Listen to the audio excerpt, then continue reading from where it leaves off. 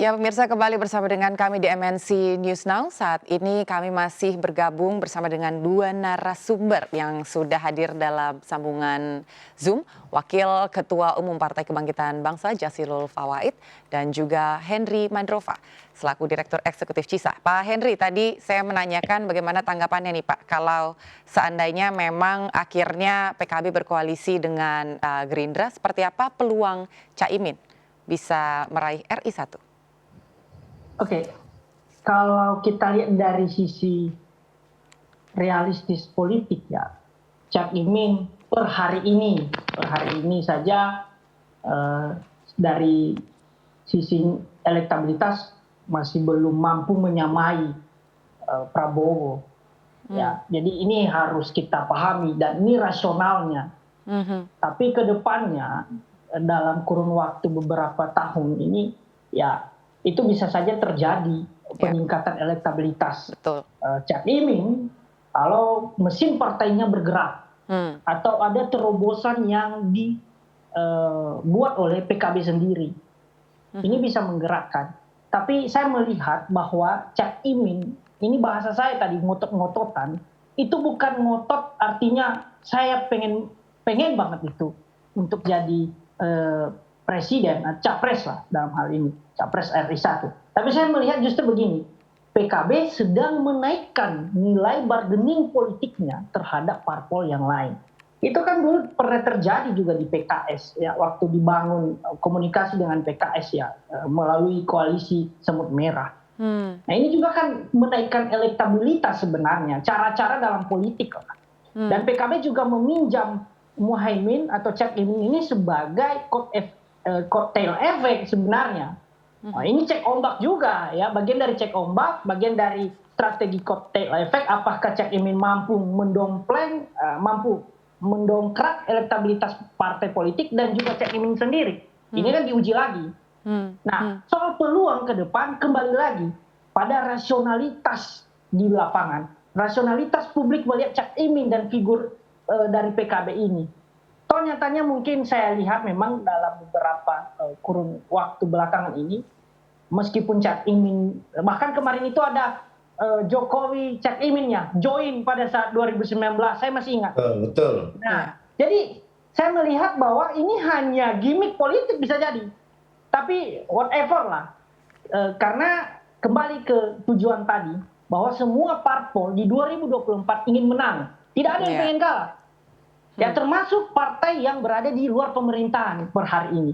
Baik PKS maupun Demokrat. Ini pasti berambisi menang. Atau setidak-tidaknya akan masuk pada koalisi yang kemungkinan memiliki kemenangan yang cukup besar. Ini harus diperhatikan. Oke, seperti itu. Pak Jaisul, gimana Pak tanggapannya?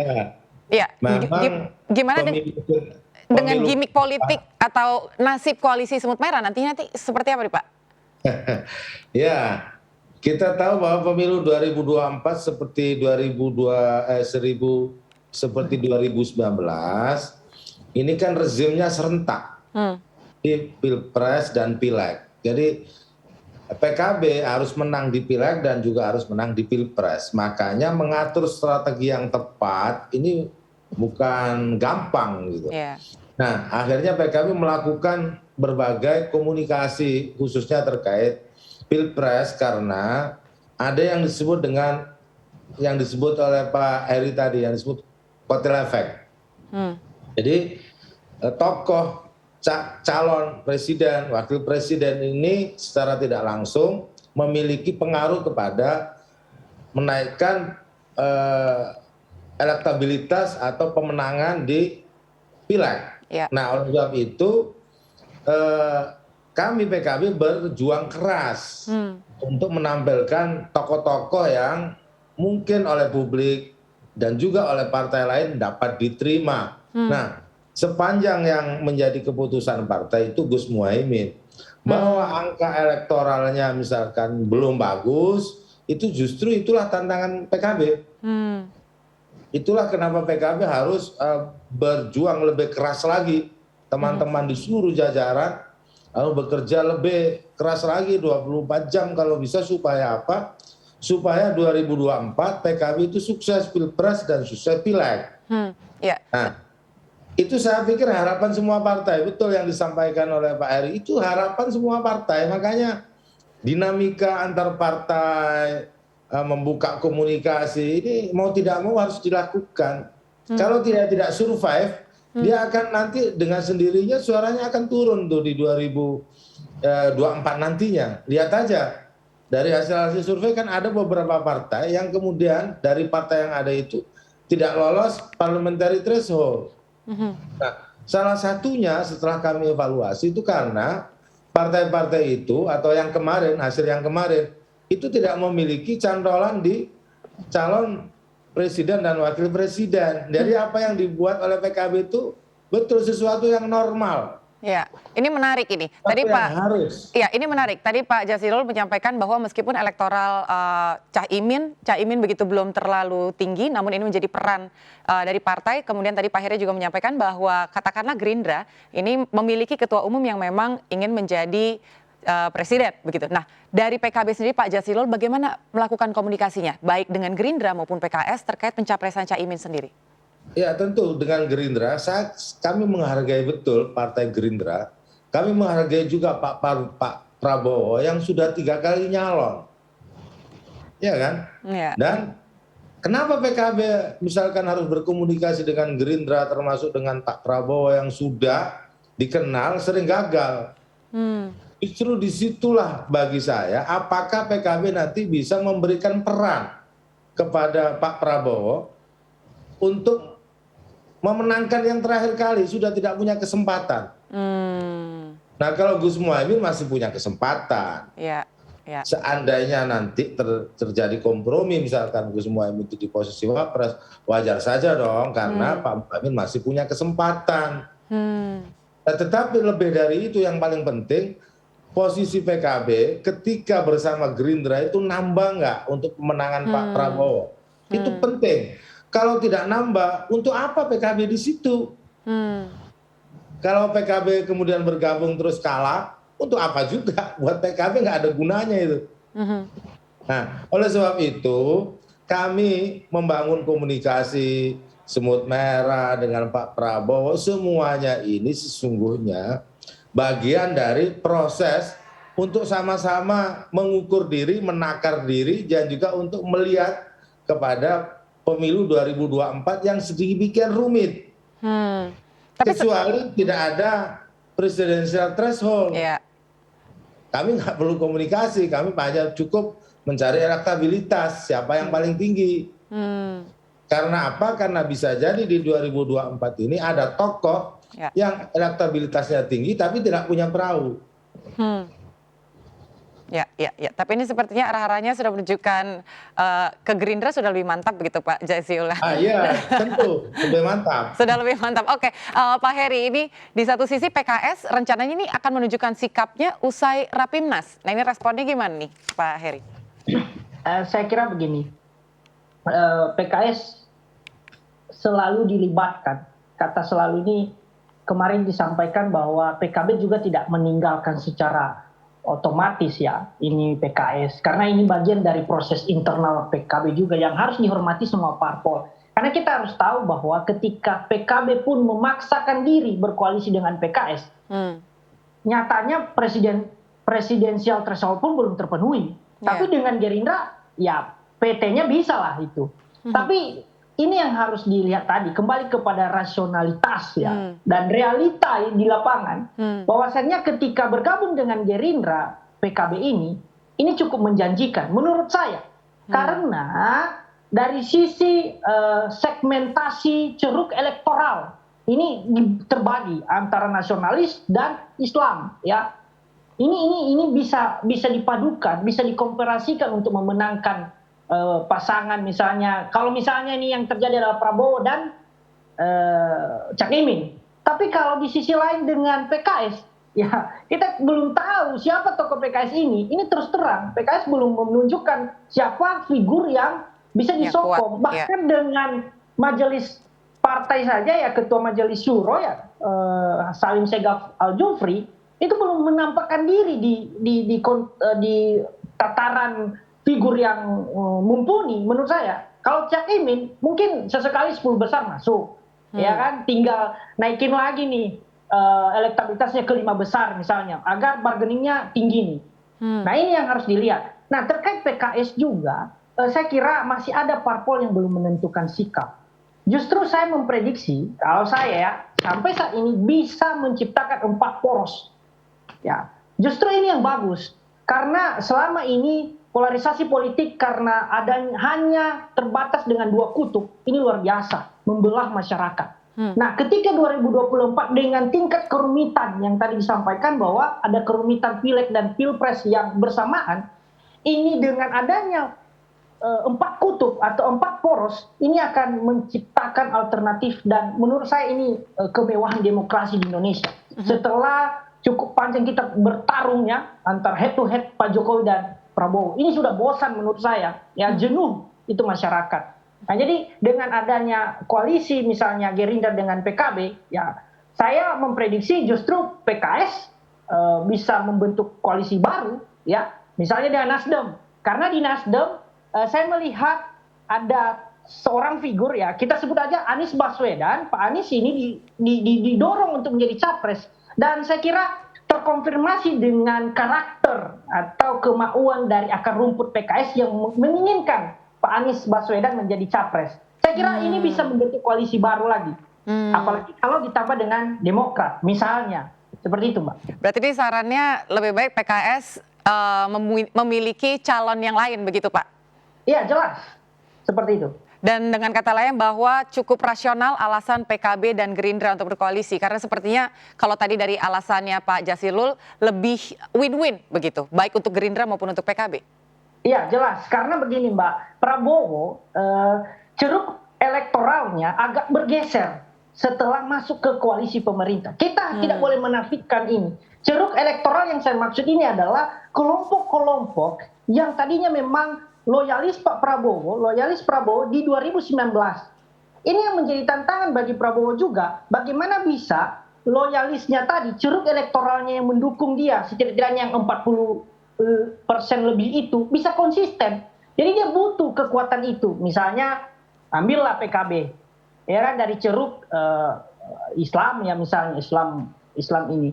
Jadi ini bisa setidaknya menenangkan hati Pak Prabowo lah.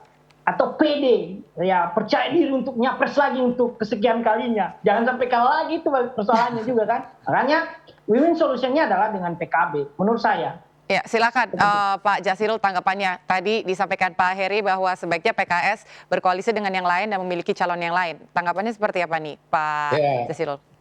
Tentu ya, tadi saya cukup senang mendengar bahwa kata Pak Heri akan ada 4 poros. Sebenarnya begini, kita ingin bahwa demokrasi di Indonesia ini bisa berjalan lebih baik. Tetapi faktanya kemarin karena head to head, kemudian muncul polarisasi dan lain-lain, akhirnya demokrasi di Indonesia mengalami penurunan, bahkan berefek pada hubungan sosial. Nah, sebenarnya yang kita bicarakan hari ini baru tahap pencalonan, mencari calon. Nah, kalau nanti terdiri 4 pasang, maka itu betul-betul meskipun itu sudah masuk pemilihan, itu masih tahap pencalonan juga. Kenapa? Karena bisa dipastikan itu terjadi putaran kedua. Nah, sehingga orang yang bilang bahwa antara 4 pasang calon dengan 2 pasang calon itu sama saja, menurut saya tidak. Kalau 4 pasang calon itu dimulai dari beberapa partai yang memiliki calon dari 4 pasang itu, baru kemudian muncul dua pasang. Tapi kalau langsung 2 pasang itu politik identitas, polarisasi itu lebih cepat tersulut dan waktunya lebih lama.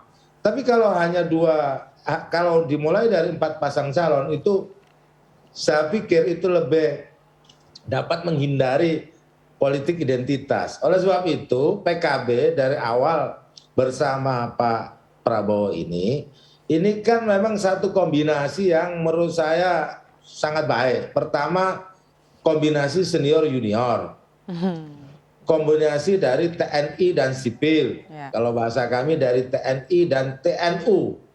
TNU? Ya. Apa tuh, Pak? Nah, ya, Tentara Nahdlatul Ulama.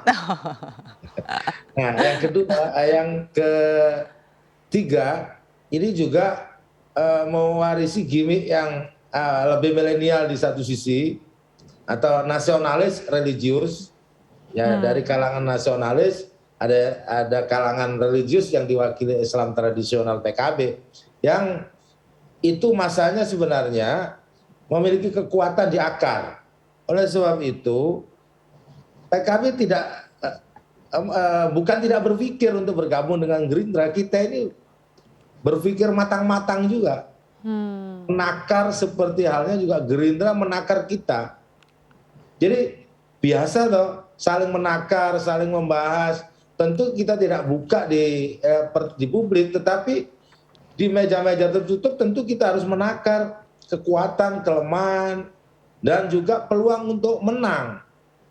Nah, saya masih punya keyakinan bahwa Gerindra, Pak Prabowo, Gus Muhaimin, PKB, Gerindra ini akan lebih kuat jika berpasangan.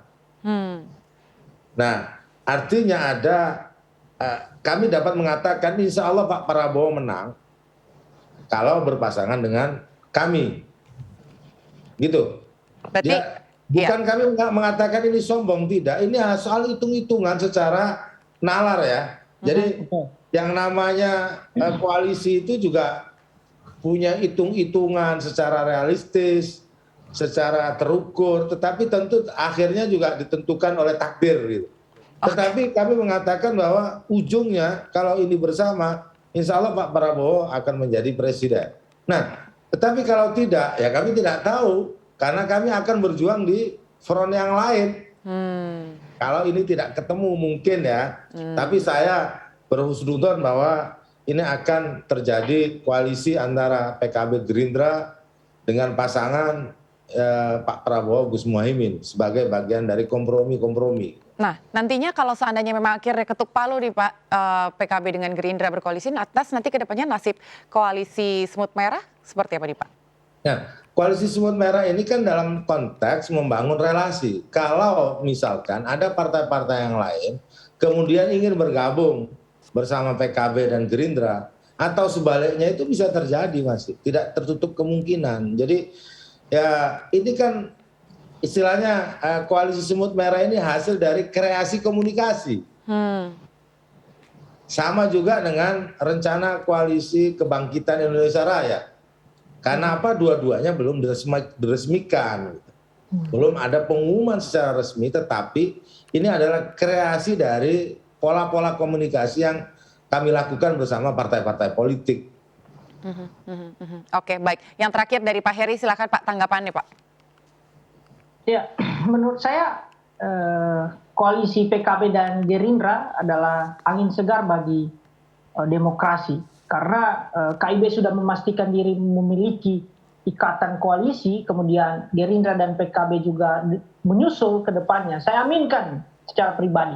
Saya aminkan agar dia ke depan semakin mantap. Terima kasih. Semakin istiqomah ya, berjalan dengan koalisi ini. Karena ini akan menambah khazanah demokrasi kita, menambah kontestasi demokrasi di Indonesia semakin bagus, semakin sehat. Tidak lagi seperti 2019 ataupun 2014 belakangan ini. Dan justru Cak Imin tugasnya adalah ketika memang ingin menjadi cawapres misalnya, ini rasional ya, saya tidak mendahului keputusan PKB, tetapi ini rasional, misalnya dia jadi cawapres, Cak Iminnya mulai dari sekarang harus mempersiapkan diri, ya, memastikan bahwa layak secara elektabilitas, layak secara akseptabilitas, dan layak secara popularitas. Karena Prabowo membutuhkan itu.